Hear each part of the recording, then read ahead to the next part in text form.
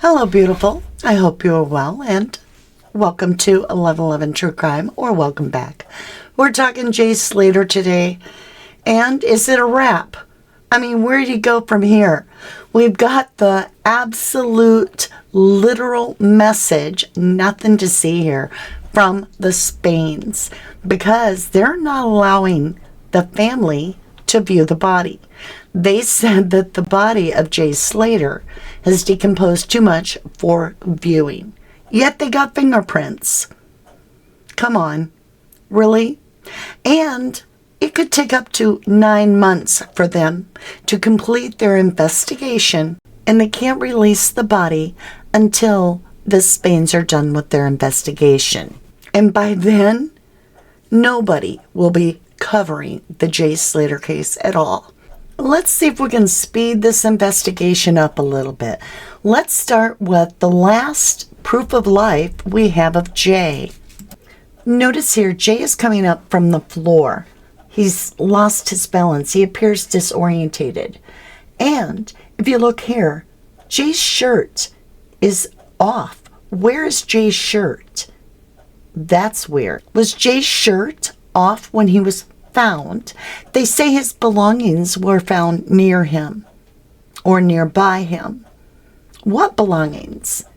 All Jay had was a pair of shorts, his shoes, his shirt, and his phone, right?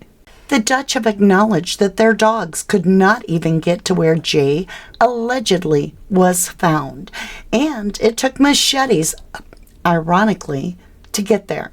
It took a helicopter, according to the Spains, to even retrieve Jay's remains. And yet, an anonymous tipper with no access to Jay in any way knew exactly where he was. How does that work? Unless it's foul play. How would this person even begin to know where Jay was? They couldn't possibly have found him or stumbled upon him. So, how would they know without being there or hearing or witnessing foul play? It's a volcanic island. A volcanic island. There's no way on God's green earth this kid that won't even walk to get his own haircut a few blocks is going to just hop, skip, and jump over to what? The ocean and swim back to his room? Please. There's no motive for Jay to take that route, absolutely at all, even according to his best friends. So you were actually on the phone to him that morning, he video called you. Tell me what he was saying to you. He was on the phone and he goes, I'm not walking down all around that road, and he's gone over a little bit, like a little, not a big drop, it's just a little tiny little drop, and he's going down there. He goes, I'll ring you back, because I think someone else was ringing him.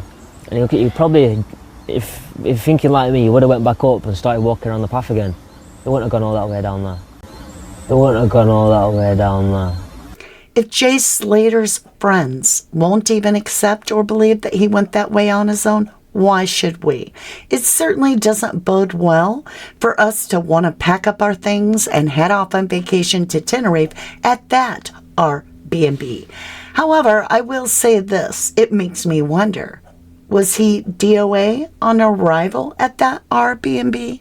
How much stock can we put into what Ophelia, the witness, the owner of the Airbnb, that claimed that Jay asked her about the bus or that Jay went in the wrong way? I mean, honestly, she is a local, and we have heard rumors that the locals have been told, say nothing if you value your job and where you live. Where are the other guest witnesses, the ones that knocked on the door and allegedly asked Ab to move his vehicle, or anyone else that was in mask at the time that Jay was? This is in the morning. This is an Airbnb. Were there no other guests at the Airbnb that even saw Jay? Just a few days prior to Jay's body being found, we all heard the story of how Lucy's room got searched. Was it a lie? Was it rumors? I don't know. But allegedly, authorities went to the Airbnb in Masca, did the forensic there, and then went to Lucy's because they had heard rumors that Jay was still alive. They actually searched Lucy's room, according to a man that alleges his cousin is her roommate. And yeah, they confirmed that she was still out there in Lanzarote, whether she's hiding out there or whatever. But what they did confirm was that when the police and whatever other authority it was that searched the apartment there, they were informed that Jay was there. That's the reason why that got searched. And that was like 2 or 3 days after the Airbnb got searched. Right. So they searched that apartment because they were told on good information that he was there. Right. And she stays, this is Lucy, apparently stays between 2 places, a place in Playa Yep. and a place in Los Cristianos. Yep. And again, if you know them areas, you know they're not massively far from one another. Still a drive to Los Cristianos or a bus, but that's where she spends most of her time between them 2 places. So they didn't find anything there. They were looking apparently for belongings of his, and the other authority took some DNA evidence, which is what they took apparently at the Airbnb there as well. Did they actually go into Lucy's to simply collect a shirt and some belongings of Jay, so that later when they placed a body out there, they had some of his belongings? It's futile to try to convince us in the true crime community that the fingerprints would be viable under Tenerife's environment up to 29 days later, not even after a week. So it begs the question, if they did search Lucy's apartment and collect some of Jay's belongings, is that really Jay out there? They're not letting the family see the body, and it could be 9 months to a year before the body's turned over to the UK for their investigation. I, like you, have a lot of questions, such as, why were the flies buzzing around on that video in front of Jay's Airbnb door? That's a big question. The other question I have is, how believable is Ophelia, the local?